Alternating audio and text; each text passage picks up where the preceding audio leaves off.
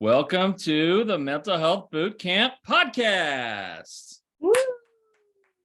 This is the podcast where 4 psychotherapists, 3 of us Canadian, 1 of us American, serve you cutting-edge mental health knowledge. I'm Dr. Ryan Howes, a clinical psychologist from Pasadena, California. And I'm Brooke Lewis, a registered clinical counselor from Port Moody. And I was writing out my topic. Sorry about that. And I'm Joanna Boyd, registered clinical counselor from Coquitlam. I'm Chris Boyd, psychotherapist from Metro Vancouver. Metro Vancouver. Welcome, everybody, to episode 93 of the Mental Health Boot Camp podcast. Wow. Hey, 93. I want to say that I was taking a look at some statistics, and this podcast has reached around the world.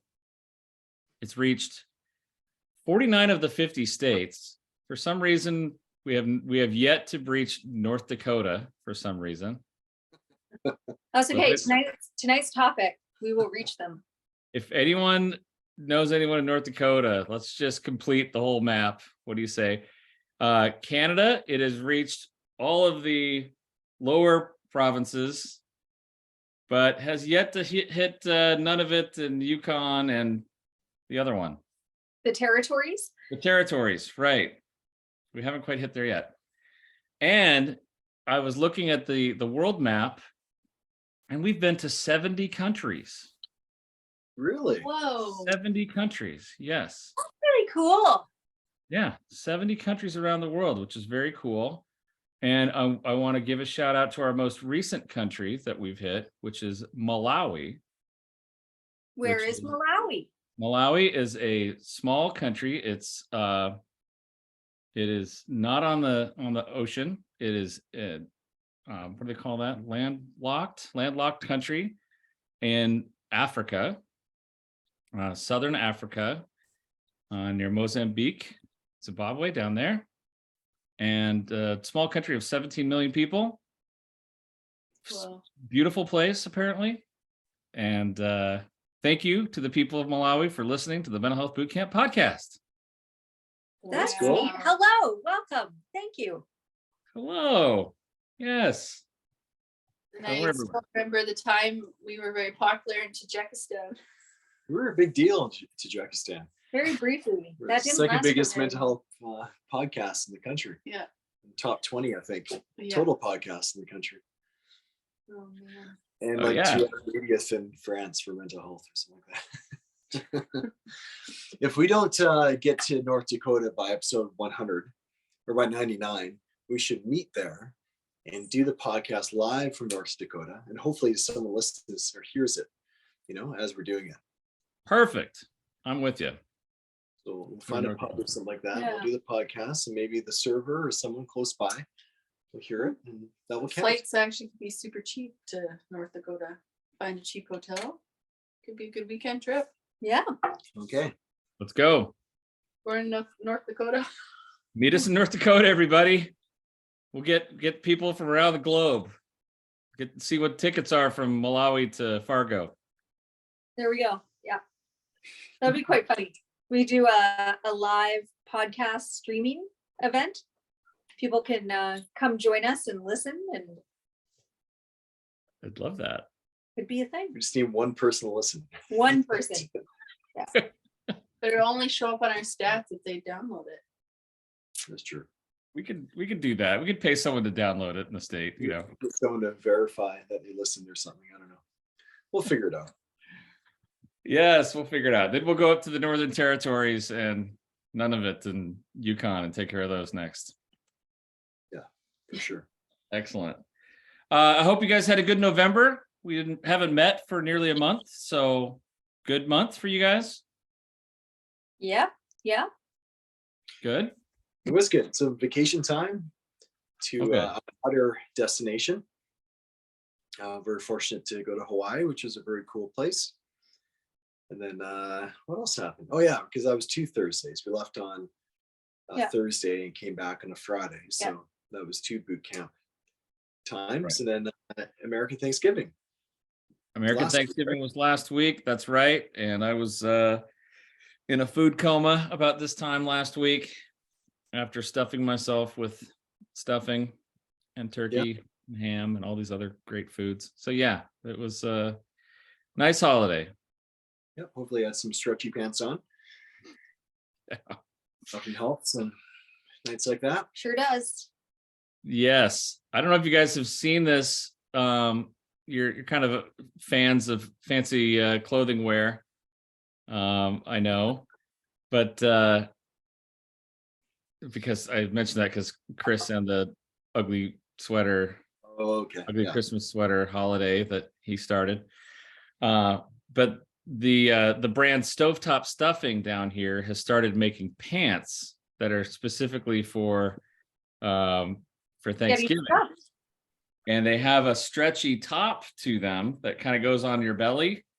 It's kind of stretchy, and that stretchy part looks like the stuffing actually. So it says Stovetop Stuffing on the legs, and then right around your belly there's the stuffing, and it kind of stretches. So Those it's like maternity pants? they're kind of like maternity pants a little bit, yeah. But they've gotten really popular down here. Pretty funny. I've never heard of that before. I Do heard they about call it. them, like bloat bottoms? I don't know. I don't Bloaty know. bottoms. Bloody bottoms. I don't know. I heard about them and I went online to try to look for some, and they were sold out. So they're selling like hotcakes, selling like stuffing up here. Oh, That's great. Yeah, That's really fun. that is. what other funny names could they have? Stuffed stockings? Sure. Stuffy, yeah. Let go leggings. Let go leggings, yeah. Of course. It's all about body positivity. Just enjoy the meal. Have a good time, everybody. Totally. It's just, yeah, the discomfort when you overeat a little or again, get a little bit bloated from rich foods that you don't normally eat or the sodium content or whatever. And Yeah. sometimes you just got to pop a button, you know? Sometimes you do. Yes. I was reading, people often talk, I don't know if they talk about it up there, but in Turkey, there's a little chemical called tryptophan, which people have attributed to the sleepiness that people feel after they've kind of stuffed themselves with turkey. And some scientists were like, no, it's not really the tryptophan. You've just loaded yourself up with like, a couple thousand calories of carbohydrates. You're just tired. That's all. Yeah, it's Yeah, your body is metabolizing right now. It's not, the tryptophan makes a small impact, but really it has nothing to do, no comparison to the massive amounts of stuffing and mashed potatoes and gravy you just had. So, okay. Take that. Okay. Um, Yeah, the fine print is the study was paid for by Yeah. that drug. yeah, the tryptophan. I just wanted to check also with you guys. I guess send my condolences. I know that Canada was knocked out of the World Cup. I don't know if you guys are following. Is the World Cup a big thing up there? It is. Yeah, It's getting bigger and bigger. that's a big deal. Yeah. In certain circles, it's very big. Because there's a lot of like, it wasn't just because Canada was in it. Like, I actually didn't watch any, but there's just people have been following it for a long time. Lots of big fans. There's people who might be, Germany or like, I don't I know. was gonna say- There's fans all over the place. Yeah, it's So, very multicultural, Yeah. and they actually allow establishments. I don't know if it's the same in LA to like stay open at funny hours and extend liquor licenses and whatnot, so people can gather and watch games in real time. So yeah, down there's an area, Commercial Drive is most notably, Italian. yeah. So that happens. But cultural centers like the cultural center. Croatian Cultural Center, places like that. They, Yeah. A lot of, yeah. As the clients were down there, 1,000 people at the Croatian Cultural Center, and we're a multicultural city. Yep. But yeah, soccer is big in Canada or Vancouver anyway. Like tons of kids play soccer. Yeah. And so really cool to see the teens fired up about it, but adults as well. So yeah, I would say it's a huge deal. That's great. It's always been interesting here because it's been a big thing for kids to play since I was a kid. I played on the soccer team when I was in grade school, and it just seems to be growing and growing in popularity. but it has not quite broken through as a big spectator sport here. I think it's getting, I mean, it's closer than it's ever been, but I've noticed a little change this time around with the World Cup. I think maybe it's because the US is doing pretty well. But more and more people are watching. My kids say that their teachers had it on during their class at school. Like people are watching all the time now. It's kind of fun. I've heard a lot of that too. A lot Yeah. of schools are playing it and embracing it. Yeah. That's great. Yeah, I haven't actually watched a game yet, but good to hear the United States is doing well. Canada, had a great feeling, but yeah. I watched a thrilling game of the US versus England, and sitting there cheering my head off for a 0-0 tie. Which is a very un-American thing. We like running up the score and all that kind of Yeah. bravado, but 0-0 tie, yeah, USA. It's kind of wild. Yeah, That's great. In America, obviously very sports centric, but Yeah. you got American football, you have baseball, of course, the great American pastime. Basketball is gigantic. Sure. So soccer is down the totem pole a bit, or down the ladder. Well, we still call hockey the fourth big sport here. Really? Yeah. So it's still bigger than soccer here, but at least hockey is picking up steam. I mean, when Las Vegas has a hockey team, there must be something going on. A desert town with a hockey team. Got to be something going on. That's cool. Yes. We don't hold accountable to you guys though, because you can actually play hockey on lakes in the wintertime, and we can't do that down here. That's true. Yeah, Canada's hockey is definitely top 3 sports in Canada. Definitely. Okay, Brooke, you got something for us tonight? Yep. Do you want ready? You want that now? All right, let's do this. This is the ambush. Brooke knows the topic. The other 3 of us do not. She's going to send it across the border. Is that your turkey? It's a drum roll. Is it radar?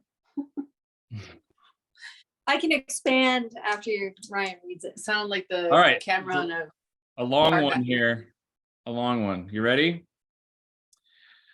What do you wish your clients knew?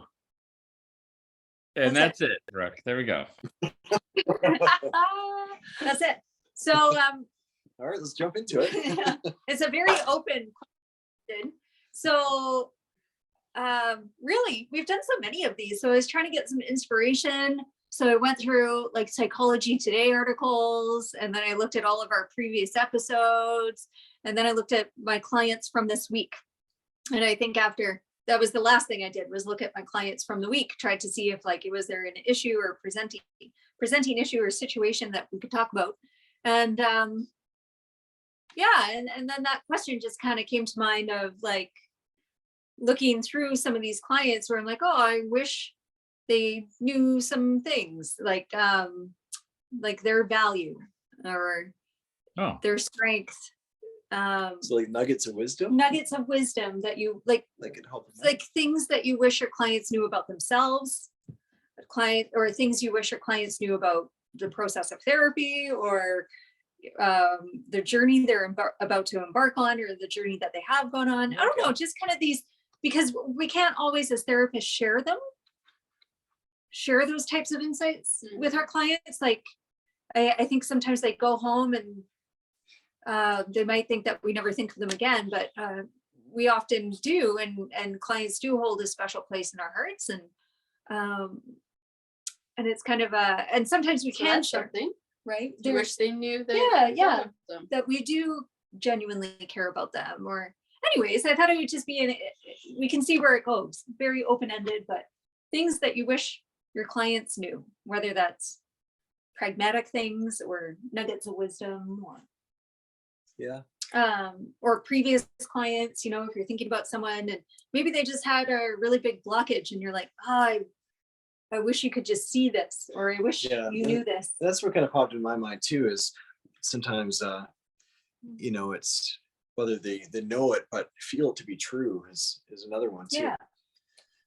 Because sometimes I think they can understand logically what you're saying or certain insights that they may have, but sometimes they don't feel it to be the case. Yeah. It's Uh, funny when I first heard this, Brooke, I thought you were just talking about like, what do I wish clients knew? What do I wish people knew? You know, like if there is something just in general, some big things out there. That, But that could be it. as you talk more, as we're talking more, we're talking about like about therapy or about the process there, how we feel about them in therapy. That feels like an important topic as well. So maybe we can address both of those, like what Yeah. within the therapy office and outside the therapy office. What do we wish they knew? Huh? Totally. And it could be general, or if there's specific clients, obviously without identifying information, but situations where you're like, oh, I wish this client knew whatever about themselves or about whatever it might be. Anyway, yeah. Broad topic, more of a storytelling conversation topic, I think. The topic is morphing as we speak. It sure is. Okay. Well, I'll just kick off with what I love what you said there, Brooke, because I think that's something that is a common thing. I think that clients don't often know how much of an impact they make on our lives, and we do really, at least I know that I do, think about my clients often and reminded of them. You know, a TV show, a movie, I'll be reminded of them just like I'm reminded of friends or family. They're real people in my life, and I think of them, whether they're current clients or past clients. I hold them in my mind quite a lot, and I don't think clients know that so much. What's Yeah, that? we have so many experiences together, right? Like even though we as therapists are not with them, we are vicariously with them through their journey. Yeah, so I Definitely. agree. I think there's so many little reminders, or even if it's a past client and there's just I don't know, you see something and it reminds you of them or makes you think of them and you wonder how they're doing and you wish them the best. And yeah. There's a common thing that clients will sometimes say, which is like, well, you don't really care about me because I pay you, right? You know, so this isn't a real relationship because I pay you for this. And I've through the years kind of come up with, well, you know, you pay me for my time and for my experience and for my, you know, expertise, whatever that might be. But you're not paying for me to care for you. I hope that you're out feeling that care anyway. And if you're not feeling that I care for you, then that's something for us to talk about, right? Like there's something that's being blocked because I do care. And if they're not feeling that care, then that's something for us to address, right? That's a good point. Yeah, for sure. And I think people can sense that if someone doesn't truly care. You think of like sometimes the medical profession, for instance, there's a lot of great studies about if a doctor actually cares and listens and shows a bit of empathy, then often their patients heal or they benefit greatly from that, right? So within a caring relationship, it doesn't necessarily mean that there's always going to be empathy and just the non-judgmental awareness and the authenticity there, right? Absolutely.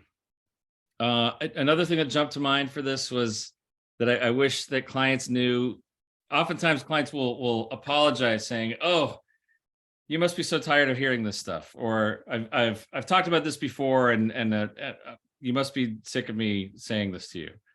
And I'm like, no, that's not it at all. And or if they get emotional, they're feeling sad, crying in the session, they're like, oh, I'm sorry, I'm so emotional today. I'm like, whoa, that's not it at all. And the analogy I've used, it's like if a therapist is getting tired of listening to problems or working with emotions, that's kind of like a chef getting tired of food, like or a plumber getting tired of leaky pipes. I mean, that's what we do. That's what we're here for. Yeah. And if it takes us going through the same problem 10, 15, 30 times, fine. As long as we're getting somewhere, I don't mind rehashing the same ground. It's what I'm trained for. It's what I do.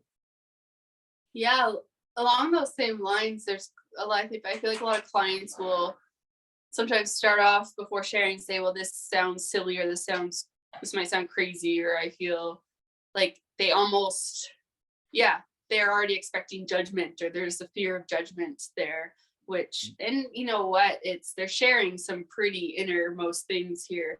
So I'm sure there's a lot of voices going on for them, of insecurity or vulnerability, but just for them to know, like, it does not sound crazy. It does not, like, so many people feel the same way you do. Like, it's okay to feel that way. And you don't need to diss yourself or put out there that it's going to sound out of the ordinary before you even start sharing. For sure. So I hear that a lot. And also, it's okay to cry. I want clients to know it's okay to cry. You know how many clients come in and they either apologize for That's true. Apologize for I'm so getting sorry. too emotional, so sorry, or clients come in who just don't want to cry. They won't let themselves go there because they have a lot of associations with crying, whether it's weakness or they're not used to showing that those feelings. But anyways, Oh, it's okay to cry. if I could do my dissertation over again, it would be looking at American clients versus Canadian clients and their feelings about crying in session, right? Because you guys are so good at apologizing about everything, right? Yeah. Sorry, I'm crying. I'm sorry. This must be, the politeness component. I wonder if your clients are actually more like sensitive to that. Like, this could be upsetting for you if I'm crying here. Yeah. Just as a sociological question there. Yeah, it's interesting. Yeah, no, big time. Often people apologize. There's a vulnerability or, but I often say, no, please. And they obviously don't encourage it, but you just let them know this is a safe place. I think stress hormones come out through the tears. It's actually good. So much build up pressure and tension that often has to come out through tears. And it can be very expressive and cathartic. So it's a good thing. Yeah. Often it's like, please, utilize the Kleenex. Yeah. I think there's so many reasons as to why they might say that, right? Which is a whole probably different podcast. But anyways, it's it's okay to cry. I just I wish all clients knew that I know we talked about this in terms of just therapy in general, but it's so subjective, right? Mm-hmm. And every therapist is different. I still hear that from clients or people that clients know, that they say, oh well, so said that I tried counseling once and didn't work for me. I tried therapy once and didn't work. So that it's a kind of a unique process. There's lots of different approaches that we utilize, and trying to find the best approach to fit the client's individual needs. And a lot of the benefits of therapy come from that therapeutic relationship, that connection that you have with the psychologist or counselor. And that it's sometimes it takes a little while, it takes a bit of patience to find that good connection with someone. So not just clients, I wish everyone kind of knew that, because I think they would be more open to being patient with the process. Saying I tried therapy once, it didn't work for me, so then I stopped looking for therapy is sort of analogous to I thought about buying a car. I test drove one. It wasn't the right car for me, so I stopped looking for a car. Like it. Like that. Good one. Yeah. There are so many different types of therapists. There's so many different types of people. You're gonna click with some and not with others. So sometimes you got to try several. And I encourage people to try several. Even if someone comes to me and says, I think you're the guy for me, I'm still fine. I oftentimes will encourage them, please test around a little bit more if you'd like to, because I might not be the right one for you. Encouraging people, saying, I will not take that personally. It's okay. Yeah. That feedback. Let me know how things are feeling and going for you. Yeah. It's so important. But that's how it's supposed to go. It's not always like that though. Sometimes therapists get defensive or they make it about themselves, not about the client. So yeah, that's true. That is true. Unfortunately. Yeah, unfortunately, that's not all therapists are created alike, and that's a good thing, but there are some downsides to that too. Some folks have very different stances on stuff like that. What else about therapy? I'll hit. I often hit this point, but I'll hit it again, which is that therapy can be a place to have a good ending. So if you are thinking of stopping your therapy, that's fine. How about, try and talk about that with your therapist first, and talk about why it is you're feeling that way and what it is that making you feel that way. Just to help you have a good closure, as opposed to just a voicemail saying, I'm done, later, or just kind of disappearing.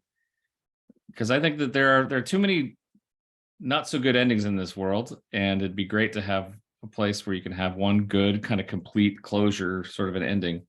And I think Yeah. therapy is really good at facilitating that. No, great point. Absolutely. Yeah, because sometimes if maybe it's the therapist needing to explain that better throughout the process of counseling, so it's not Yeah. awkward. Because I do think it's from societal perspective, sometimes there's some uncomfortable feelings about that, right? Yeah, absolutely. Yeah, I mean, endings can be painful, and a lot of times they are, and yet a good therapist can help that to be a nice thing, more like a graduation than a breakup. Yeah, no, for sure. Yeah. Let's see. So we've been talking a lot about like the process of therapy and the therapist's perspective on things and the relationship, but there's definitely some nuggets of information that I kind of hope and wish all clients kind of knew. I can speak from, I think I've touched on this before over the course of 93 podcasts, probably back in episode 37. But I remember in my early 20s, I was reading a book by Eckhart Tolle called Power of Now. In there, he suggested that 80 to 90% of our thoughts are repetitive, useless, and negative. And I was confused. I'm like, how would I know what I'm thinking if I'm my thoughts? And I realized, no, of course, you're that deeper part of the mind that can notice the thoughts pop up, right? So to make a long story short, one important piece of information I wish clients knew is that you're not your thoughts and feelings. You're the space and place your thoughts and feelings occur. So to simplify that, even just you're not your thoughts. Thoughts are there. There are a lot of reasons why. Our experiences, our biology, our genetics, our temperament. There's certain patterns of thinking that will develop based on a lot of it's due to our experiences in life and our attachments, our challenges and whatnot. But because that thought is there, it doesn't mean it's the truth. So sometimes we have amazing thoughts, but sometimes we have some thoughts that are very unhelpful for us. So just seeing that, noticing that can be very, very helpful. It's definitely helpful for me anyway. That's great. Yes, you are not your thoughts. And you mentioned emotions there too. And I piggyback on that and say that most of the time emotions are a signal. They're something that's signaling you to something. It doesn't mean you necessarily have to act on it. Doesn't mean you necessarily have to, numb it or impulsively push it away or something like that. They're usually telling you something. And if you stop for a second and go, I'm feeling angry right now. Why am I angry? Or this brings up sadness for me. I wonder what that's about. You can actually learn a lot about yourself that way. Mhm. For sure. And on that kind of realm, to extend that to say, I wish clients knew they didn't have to be afraid of their feelings. Yeah. Feelings are something to be curious about. They can be uncomfortable, but you don't have to be afraid of them. Yeah. Yeah, it's because sometimes when people are afraid of their feelings, they don't want to experience them. They want them Exactly. to go away. Avoid. That intensifies it, which is counterproductive. And then leads to self-destruction. Yeah, so instead it's more that detachment or that curiosity about them, right? Yeah. Seeing them for what they are, messages, or there's a lot of reasons why they might be there, but the more you Brooke- want to get rid of them, the stronger they get. Brooke, would you say that about anxiety? To not fear the anxiety, Mm-hmm. because it'll compound it. And instead knowing again, yeah, it's uncomfortable, but that doesn't necessarily mean it's bad. And if you can lean into it, if you can befriend your feelings, then life gets a lot easier. Yeah, because anxiety is like anticipation of harm and danger. But so many people I know, clients, they're anxious about being anxious, right? Yeah. They becomes Yeah. this kind of feedback loop. So it becomes more intensified, right? Yep. Yes. Yeah. Okay, so we are not our thoughts, we are not our feelings. So what the heck are we then? We're the vessel, apparently. Well, yeah, and then, of course there can be some discussion on this. It's just perspective on it, but it's a deeper part of your mind, like your values. There's certain personality traits, characteristics, passions, right? And Yeah. there's something there that captures who you are better than the automatic thoughts and judgments about yourself or about your life. Yeah. Right? Yeah. So I helped a client today explore that a bit, because he has a lot of feelings of embarrassment and shame, and so we got to delve into it, but and talk about maybe some of the aspects of himself that he's proud of and is grateful for. Had a hard time seeing it, but Mhm. once we explored it, he couldn't really deny it. And so I think that was a better predictor of who he was, not the automatic thoughts and feelings Sure. which were holding back, right? Mhm. That's good stuff.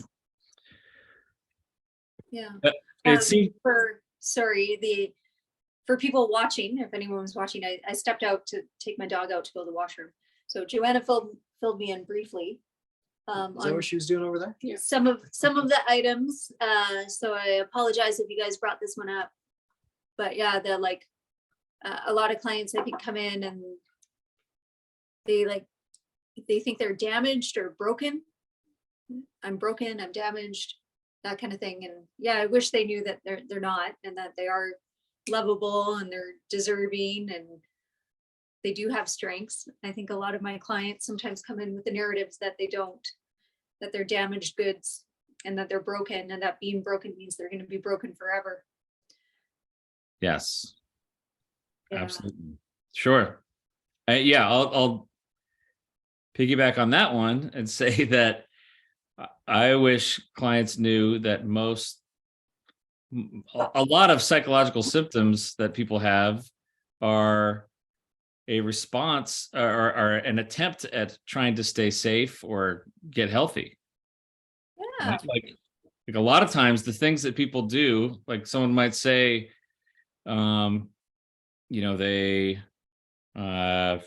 they get anxious and so they overeat or whatever, or they drink too much or something like that. Oftentimes what that is, it's an attempt to try to feel better. It's an attempt to try to avoid pain, maybe, that has probably worked at times in the past. It has some negative consequences. It has some things that are can have long-term effects if they continue that, but it's usually people are just trying to find a way to feel okay. Absolutely. Even if someone comes in with like a dissociative thing, gosh, I just space out at times, right? I lose time, I lose myself. Well, we oftentimes find that was the coping mechanism they had to employ when they were being abused or had some trauma in their life, and that helped save them at one point. So we just need to try to find a better way to deal with that in the current situation that they're in. Yeah. For sure. Yeah, great point. Yeah.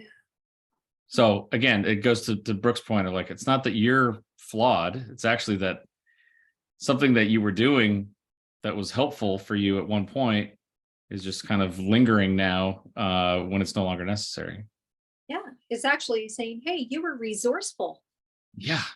when you didn't have any resources. Like, that's pretty remarkable. So sometimes clients feel broken and they feel that they're always going to be that way or feel that way. And so probably a good time to bring up the whole idea of neuroplasticity, that we can develop new pathways within the brain and body. We can change the way that we think and feel, various behaviors. Sometimes it takes some awareness and some creativity, some persistence, but it is possible, right? So there's a lot of empirical evidence, of course, from the field of neuroscience to back that. So it's gives a lot of people hope when you can try to explain that to them. Great. People can change. Yeah. Yeah. I'll throw out something else here too, which is that there have been a number of clients through the years who have come in saying, this is a bad situation. How do I get the people around me to change? Oh yeah. How do I get my spouse to change? How do I get my boss to change? How do I get my kids to change? Right. And so this is the flip side of that a little bit, is well, sometimes that growth and change, sometimes you're being able to cope with life and deal with the world is going to require change in you more than other people. And in fact, if you're coming to therapy, then you're the only person we can really work with. We're not going to be able to change others in your life. We need to work on how you might be able to change in this situation. And I had one of those recently where someone was saying, yeah, my partner has been really difficult, and I'm trying to tell my partner what to do and they're not listening to me. And how do I get the point across that I want them to change this way? And the work was like, all right, what is it that you're wanting to change and why? And why is that such a problem for you actually? And can you actually learn to adapt and accept what they're doing so that it's not so much of a problem for you? And that's not really what they wanted to hear, but really in the end, most of life is going to be about you being able to change things in yourself, instead of trying to manipulate and change all the people around you, right? Oh, that's a great point. Yeah. I get that a good amount. Yeah. Yeah. And it's actually a very, very empowering message. Yeah. And I'm not sure if I always see it that way, but you got to focus on things you have control over. And ultimately it's your perception or interpretation of your reality. Because if you're focusing so much on what other people are doing, you have no control over that. That means anything they say or do will control your level of happiness, right? That's not a fun way to live, right? So you're trying to get that power back a bit. Of course, there might be some ways to find solutions and problem solve and improve certain dynamics with others, but ultimately, you're right. You may have to change your perception of it or how it impacts you, right? Yeah. Absolutely. And you're right, it is empowering, because now the work becomes me. What can I do on me, as opposed to trying to get someone else to change out there, which as we know in this field, people can change, but they have to want to change. They have to want to make those changes in their life, and don't often do that at the directive of someone else, right? Yeah. No, for sure. Absolutely. Yeah. It's got to be about yourself and your beliefs and whatnot. So that's a great one. Mm-hmm. I think another thing I wish clients knew is sometimes it's comes across as simple. So maybe in my own work, I don't focus on it enough, but just the circling back to podcast number 1, the importance of the essentials. I just read a book or listened to a book recently from Johan Hari on focus, and reiterated the importance of sleep, for instance. Yeah. And self-care and after, like eating or the nutritional side of things and exercise. Comes up over and over and over and over. It is like the foundation. It really is the foundation. Sometimes we get so into the psychology side of things and our techniques and approaches that sometimes those essentials are not being taken care of, and has a huge impact in terms of your mental and physical health, of course. Yeah. Yes. I will say that since we started the actual mental health boot camp and we started this podcast, those essentials have become much more apparent to me in my work with clients. When someone comes in a first session or early on, it's like, all right, let's talk about your sleep habits. Let's talk about your eating habits. Let's talk about, whether or not you're getting exercise. And sometimes those are the interventions that make the biggest difference for people, being able to have some strenuous exercise to work on their stress or their anxiety can be huge for people. Or realizing, wow, I only sleep 3.5 hours a night. Yeah, well, of course you're stressed out and at wit's end all day long if you're not sleeping very well. Let's talk about that, right? Yeah, well, big time. Obviously not easy things, just to sleep is a tricky one. We talked about that before. But that alone can help stabilize things a bit, right? Yeah. So Yeah, it's your starting point, your baseline. What am I coming to the world with? If I'm at a deficit already nutritionally or with my physical health or my sleep, then everything's going to be more intense as a result, right? yeah. Yeah. Because we have these cultural norms that sometimes work against that, saying, you just need 4 hours of sleep and just work longer, work harder. And my goodness, Garbage. the impact of that is detrimental. That's something that needs to be emphasized over and over again. And I'll say on top of that aside from those basic physical needs, relational needs are so very important. Harkening back to another of one of our books with Vivek Murthy, together, and just the kind of epidemic of loneliness that we have in our culture today, and how so very important it is to have community and have connections with people. And so much of what we're dealing with, stress wise, financial stress, existential stress, other things that people are dealing with, like if you have a community of people that you're with and can connect with on a regular basis, it just seems to diffuse a lot of those stresses, and you either get the support you need or you realize you're not alone. It makes such a big difference. When I talk with someone where they have no social connections or no real community, I think that's one of our first areas of focus. How can we get you connected somewhere? Oh, big time. Yeah. Social relational beings, right? Those connections are huge. Yeah. I think there's some studies out there about is how connected you feel to the people in your life. So sometimes people like to do things individually, and that's okay. But it's that level. So I had a client recently, and he had low confidence in his connectedness to others, just because he has some difficulties and challenges in the past. So again, he actually had really meaningful connections. He had really good. We looked at the metrics. We really dissected that a bit. It seems like he had some really good friends, but his beliefs about those friendships didn't quite match what was going on there. Yeah. Anyway, it's a little side note there. Something that happened recently in one of my sessions. Okay, if we've got a wish list going here of what we wish the clients knew, I'm going to throw out one other here, which speaks to my own sort of bias in therapy, which is I wish that clients knew and believed, I guess, that our childhood affects who we are as adults.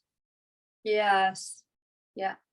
Because there are a lot of clients, and I get it, who come in and they're like, okay, I got these problems, but I don't want to talk about my childhood. I don't want to talk about early stuff. Just, help me fix this one thing. And that's their choice. That's fine. But boy, a little bit of work on where the origins of some of these problems may have come from. Where did they start? Why is it they're there in the first place, can be so beneficial to people. And I understand that it's painful and that or it can be painful or can be difficult to dredge up some of that stuff. But wow, we really are the products of our environment. And there's so much, you want to talk about research and data behind that, looking at like adverse childhood experiences, the ACEs studies, things like that just point to, whoa, if you came from a really difficult, tumultuous background childhood, the echoes of that will kind of persist through your life unless you really address it. Yeah, big time. Yeah. No, No, that's a really good one. It was just this week. I had a newer client. I think I had only seen them maybe 2 or 3 times, and yeah, they had brought up in session. They were like, "Well, I don't think that this is like applicable or anything, but there's like something that happened like a really long time ago when I was really young, and but it probably doesn't mean anything." And I was like, "Actually, Yeah. we should probably really talk about whatever that is. Like, please do share that." Yeah, but just very, like you said, they just like, oh, it's probably irrelevant now. And the fact that you're an adult and this moment stands out to you means that it's worth talking about. Mhm. Yes. Yeah, and it probably relates. It's probably something that's relevant to this, and Absolutely. either talking about it, figuring it out. Just for a lot of people, even just putting it into words and speaking it to another person and conversing about it dissipates a lot of the impact of what happened. Yeah. Just that alone. And maybe you figure out some things to do or put some other pieces together, but just to verbalize it can be valuable. Yeah, big time. Yeah, there's the message, you don't have to be alone. Yeah, Mhm. you Yeah. don't need to do this alone. And if you have no connections, then the therapy could be a place to start and go from there. That's right. Just another one I'll throw out there. I'm not sure how we're doing for time here, but you're not the exception to compassion. Yeah. So that's a phrase that comes up quite a bit. How do you mean? Tell me about that. What do you mean? It means that a lot of people are very much focused on other people's well-being, trying to give them a boost as they're suffering, but often they're the exception to that compassion. Like they're really good at practicing it with others, but not with themselves. They're undeserving of it, or Yeah, not so like worthy of so it. or- Dr. Neff, I forget her first name, Kristen Neff, talks about self-compassion, and a lot of people have sometimes the techniques seem, I don't know, some people have a hard time connecting with them, but it's such important work though, right? Just trying to learn how to treat yourself the way that you treat others who are important to you in your life, right? Mhm. Treating yourself kindly. Yeah. Mhm. Well, it's even when you go through examples and you're like, well, what would you say to a friend who's going through the same situation? Or how about, do you see other people that way? Or do you judge other people? And they're like, well, no, but it's just, we all acknowledge we're different towards ourselves. Sometimes we can be our own worst enemy, or we don't have that compassion for ourselves. So it's a very good point. It's very common. Yeah. We're harder on ourselves. Absolutely. We feel like it's, Yeah. Not that I agree with all his views. He's a controversial fellow, but Jordan Peterson, in one of his books, said that you got to treat yourself like you treat your dog. Mhm. Because some people are so loving and caring for their dogs and make sure that they get their walks and they get fed, and they if they need medication, you give them medication. So we're very disciplined and focused on the well-being of our pets or close little furry companions, but we don't treat ourselves with that level of care, right? It's true. That's Yeah. true. I'll talk to clients about how if we're going to receive feedback from the outside world, we need to be fair about it. Meaning, a lot of people will take in criticism from other people, but they won't take in compliments from other people, right? Mhm. And they'll take in the whatever the judgments, but they won't take in the love. So I say either you gotta be consistent here. Like, either take it all in, take in both the criticism and the love, or don't take any of it in. Don't take the criticism and don't take the love. But you can't just be selective and say, I'm going to take the bad stuff and not the good stuff. Yeah, no, I like the way they phrase that. Yeah, you got to use that one. Yeah. Yeah, you take it all or take nothing. But because either way, you're going to be, if you're not taking anything from the outside world, then you've got to just sit with your own self-concept. All right. But you can't do both, or be selective like that. And I know I have a hard time taking compliments. I think a lot of people have a hard time taking compliments, but we've got to be fair about that. If we're going to take in the negatives, let's take in the good too. Yeah, Yeah. that's a good one. Big time. For some reason, as we're talking about compassion, one that is it's not actually compassion, but something for me, I wish clients knew that sometimes or often, sometimes the best or healthy choice for them is not going to be an easy or happy choice. Mm. Yeah. I think as we're talking about self-care and these different aspects, there's going to be I think comes up with mindfulness too. Like when people think about doing mindfulness, they think they're going to feel just at peace right away, or that it's about breath work, but it's actually about accepting the negative emotion too. Like you're just aware of what is. And so I think a lot of clients think if they're choosing the right thing, then they're going to feel always like happy or at peace. But often in life, your best choice or healthy choice might actually feel distressing before it feels better. Mm. And it makes me think of anxiety again, right? Anxiety, one of the biggest defense mechanisms that we have with anxiety is to avoid, but you have to step into that discomfort, right? You have to face it. If not, then it starts to take over a bit. It starts to impact more of your life, right? I'm thinking like boundary setting, okay, as well, like in different relational dynamics, or if you have to make a difficult choice in a transition, whether like moving or a new job or changing a relationship or ending a relationship. Like some of these choices can be really, really hard, but they're actually the best or healthiest choices for you, even though they're kind of wrapped up in negative emotions in the moment. So I guess you're avoiding the negative emotion though. Yeah. Yeah. It reminds me of Kenny Rogers, the Gambler song. You gotta Know when to hold 'em, know when to fold 'em, know when to walk away, know when to run. You never count your money. When sitting at the table, there'll be time enough for counting when when the the dealing's dealing's done. done. But imagine if you're at that table and you just keep on throwing in chips and keep on throwing in Yeah. chips and keep on throwing in chips, and you just refuse to walk away or to fold any hands. Exactly. You're gonna run out of chips, and that could look different. That could look like So that's the hardest thing to do is to fold that hand or to walk away from that table, right? Yeah. But sometimes you got to do it, and it's not going to feel good, Versus, but it's better for you in the long run. Wow. Spontaneous song broke out into spontaneous song. This is a new high for the podcast, I'm sure. That was wonderful, guys. The brother and sister duo, you guys nailed it. It was fantastic. Only if we had a cello to back us up. That's true. Yes, I was the boundary part I think is a great one too, Brooke. I'm glad you brought that up, because I think that's another thing that we want all of our clients to be aware of and become kind of fluent in setting good boundaries. And that doesn't feel good at first. It's gonna feel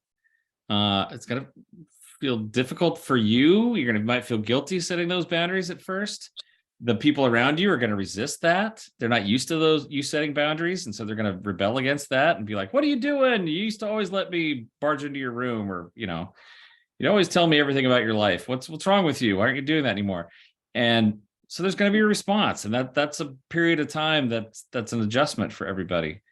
But in the long run, if you can stick it out, if you can hold with those boundaries for a while, people will adjust, you'll feel better, and oftentimes even the others will feel better too. Yeah. Yeah, good point. And I'm going to throw in another piece, another one to, again, piggyback, which is that not all relationships have to stay intact forever, which includes family. Oh boy, bad for saying that. That's a really good one. Yeah, just this all concept relationships or idea that you have to because it's family. No, you don't. No, you don't. You don't have to stay in contact and in good standing with everyone in your life because they've been a friend or because you share blood with them or whatever. Life is too short for that. Sometimes if this is a really toxic sort of relationship and there doesn't seem to be any growth or any attempts at growth and healing on the other person's part, the best choice for you may be to cut it loose and to kind of deal with those consequences. And I know that's a hard thing, because a lot of Exactly. family cultural things kind of butt against that. But I've walked with a lot of clients through the years where they're like, I just can't do this anymore, and I feel horrible about it, but it's really the best thing to do. Reminds me of Kenny Rogers song. Quality of our connections in our life, right? Yeah.